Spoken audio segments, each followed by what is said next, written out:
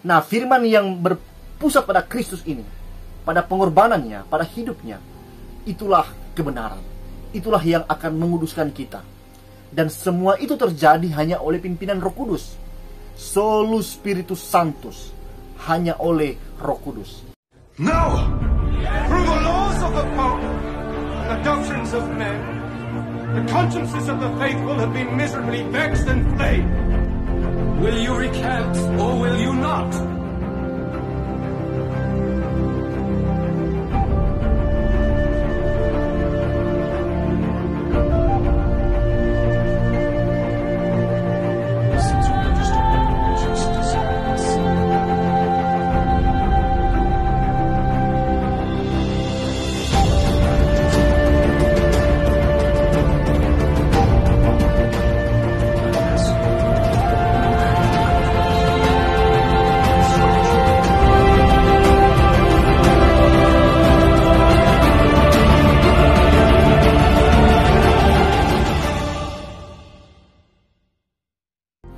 Shalom saudara, Roh Kudus diutus Yesus bukan untuk disembah oleh orang percaya, tapi Roh Kudus diutus supaya orang bisa percaya dan bisa menyembah Yesus Kristus.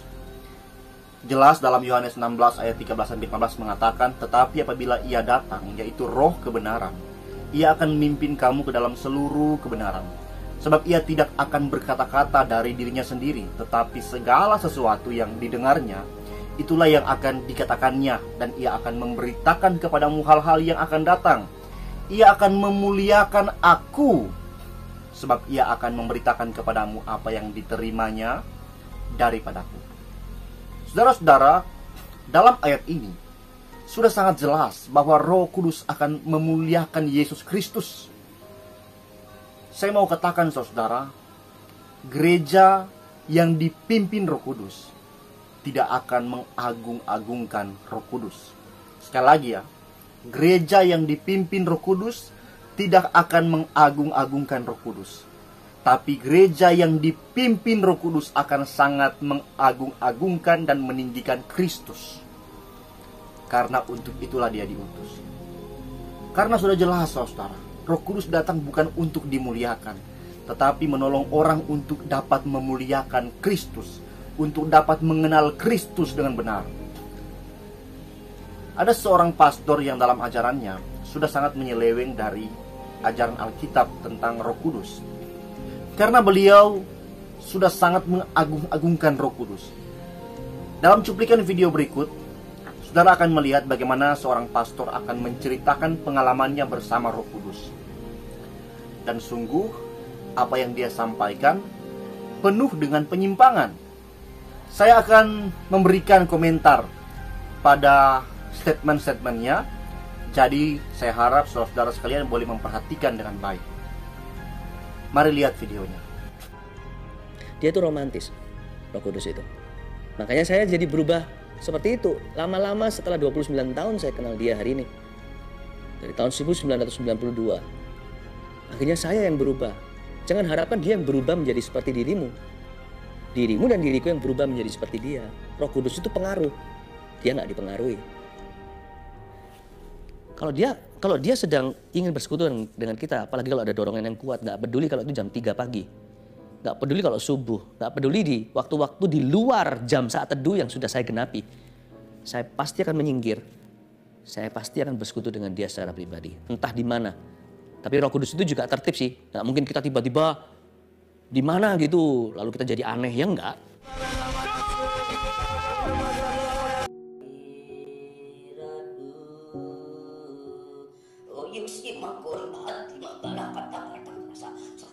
Enggak.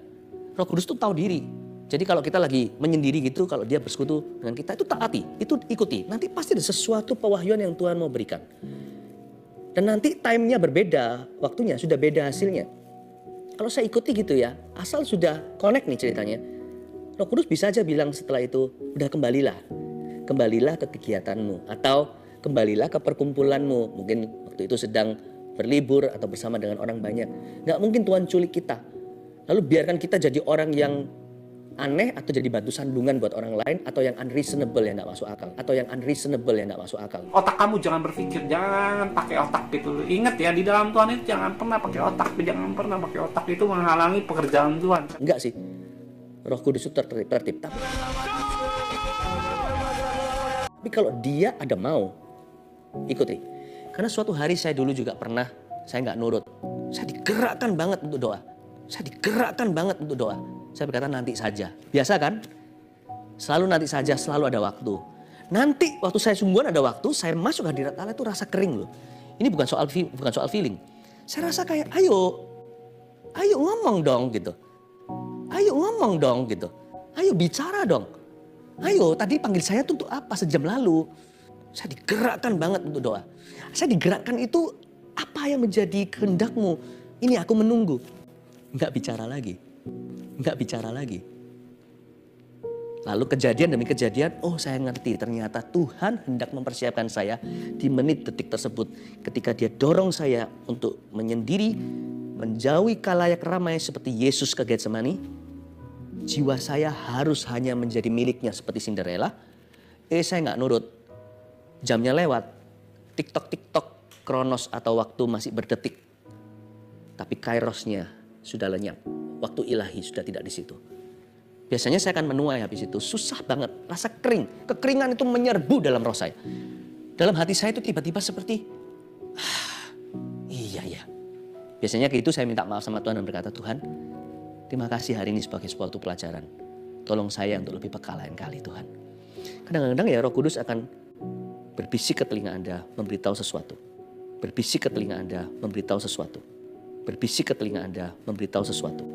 Tapi ingat ya, apapun yang dia bisikkan tidak mungkin melanggar firman Tuhan. Nah, saudara perhatikan.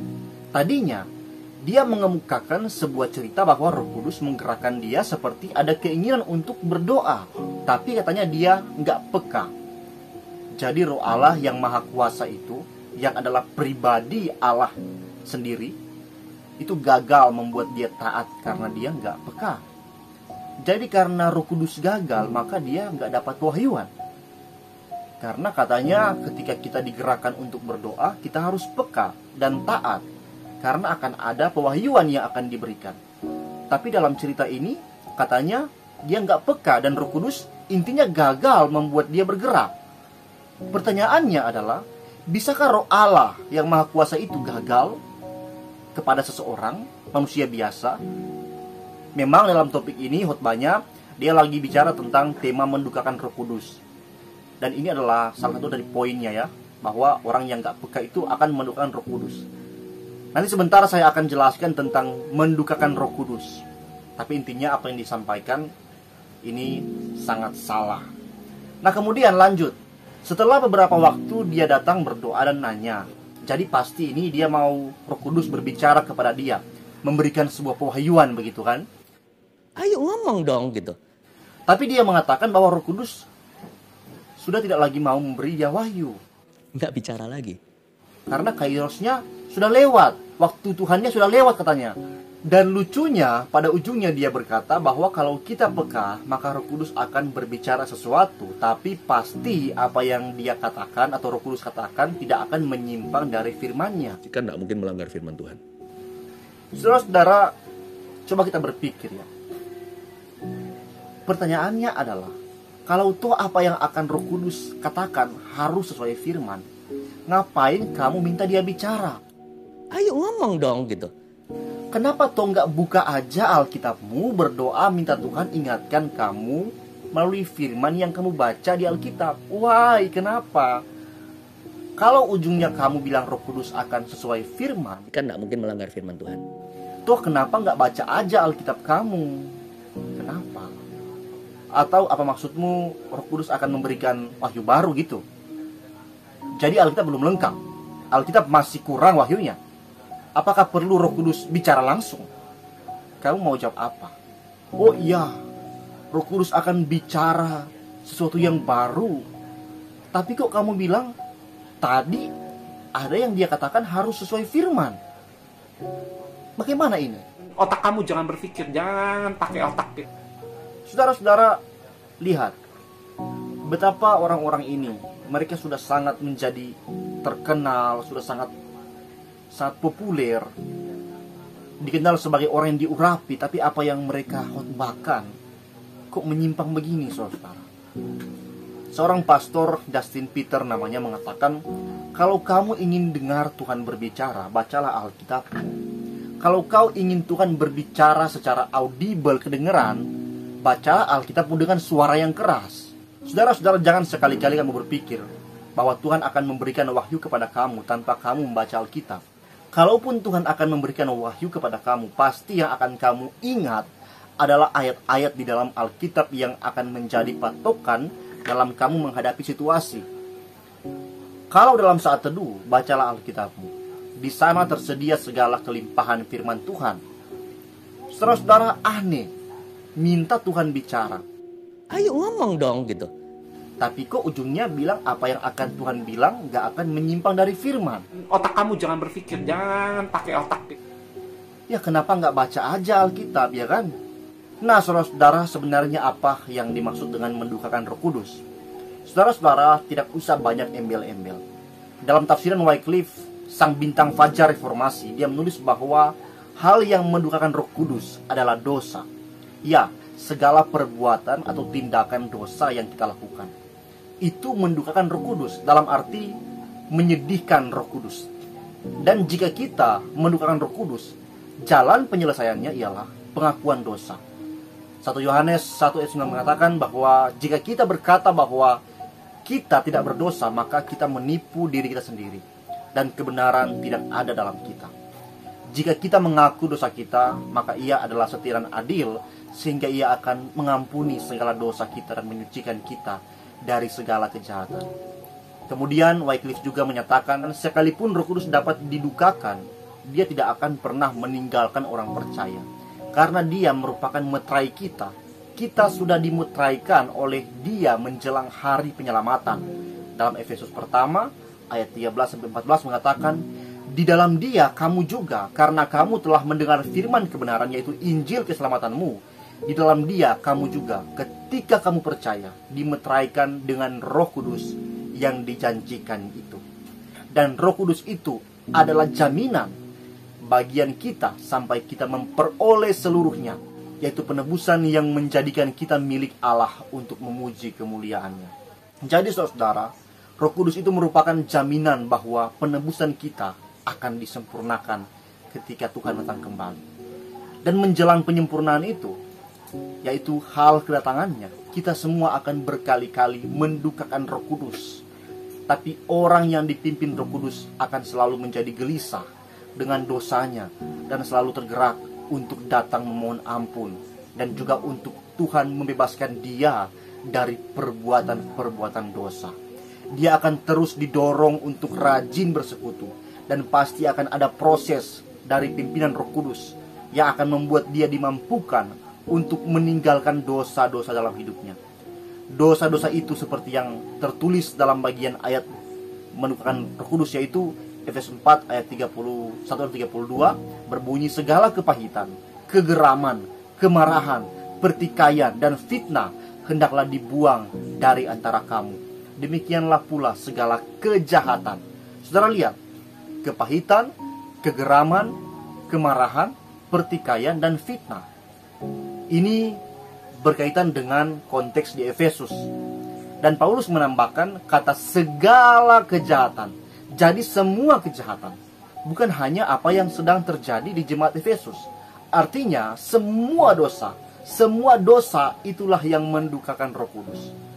Paulus menambahkan kalimat, tetapi hendaklah kamu ramah seorang terhadap yang lain, penuh kasih mesra dan saling mengampuni, sebagaimana Allah di dalam Kristus telah mengampuni kamu. Ini adalah instruksi agar orang percaya bukan hanya mampu menahan diri dari berbuat dosa, tapi mencoba melawan dosa dengan cara melakukan hal-hal yang sebaliknya. Artinya begini, jika kamu orang yang kepahitan, belajarlah untuk mengasihi, hidup ramah dan penuh kebaikan, dan intinya mau mengampuni kesalahan orang lain. Karena dosa tidak mengampuni orang lain, ini adalah dosa yang tidak akan diampuni. Karena bagaimana bisa kita minta ampun kalau kita tidak mau mengampuni. Ini basic dalam kekristenan. Harus mengampuni supaya diampuni. Jadi sekali lagi, tak usah banyak embel-embel tentang mendukakan Roh Kudus. Intinya, semua dosa yang kita perbuat itu mendukakan Roh Kudus. Sekali lagi, mendukakan ini bukan mematikan. Siapa kita yang mau membunuh Roh Kudus atau mengusir Roh Kudus? Memang kita jagoan bisa mengalahkan Roh Kudus? Enggak kan? Mendukakan ini berarti menyedihkan Roh Kudus. Dengan pengertian lebih sederhananya begini, mendukakan Roh Kudus sama dengan kita tahu sesuatu salah, tapi kita tetap melakukannya. Kita tahu sesuatu benar, tapi kita tidak mau melakukannya. Kita tahu bahwa Tuhan menghendaki kita mengampuni, tapi kita tidak mau mengampuni. Tindakan-tindakan seperti itulah yang membuat kita menyedihkan Roh Kudus. Tahu yang salah, tapi tetap melakukan. Tahu yang benar, tapi tidak mau melakukan. Ya, saudara, siapakah di antara kita yang tidak berdosa? Semua. Maka perlulah kita setiap hari memohon belas kasihan Tuhan, memohon pengampunan Tuhan. Tiap hari datang ke Dia, doa mohon ampun atas setiap dosa-dosa kita, dan juga datanglah setiap hari untuk mendengar firman-Nya. Karena lewat firman-lah kita akan semakin dikuduskan, akan semakin menjadi serupa dengan gambarannya. Yohanes 17 ayat 17-19 mengatakan, kuduskanlah mereka dalam kebenaran, firman-Mu adalah kebenaran. Kuduskanlah dalam kebenaran, firman adalah kebenaran. Jadi yang akan menguduskan kita orang percaya adalah firman Tuhan yang kita baca di dalam Alkitab, bukan si raba-raba. Dikatakan, sama seperti Engkau telah mengutus aku ke dalam dunia, demikian pula aku telah mengutus mereka ke dalam dunia.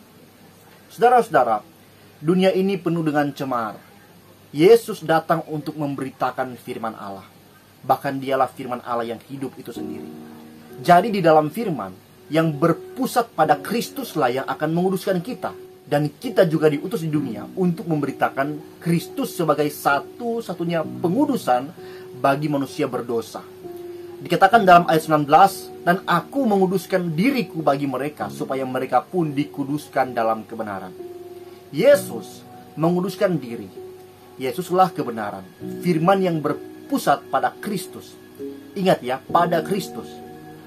Bukan dikit-dikit bahasa roh, dikit-dikit Roh Kudus.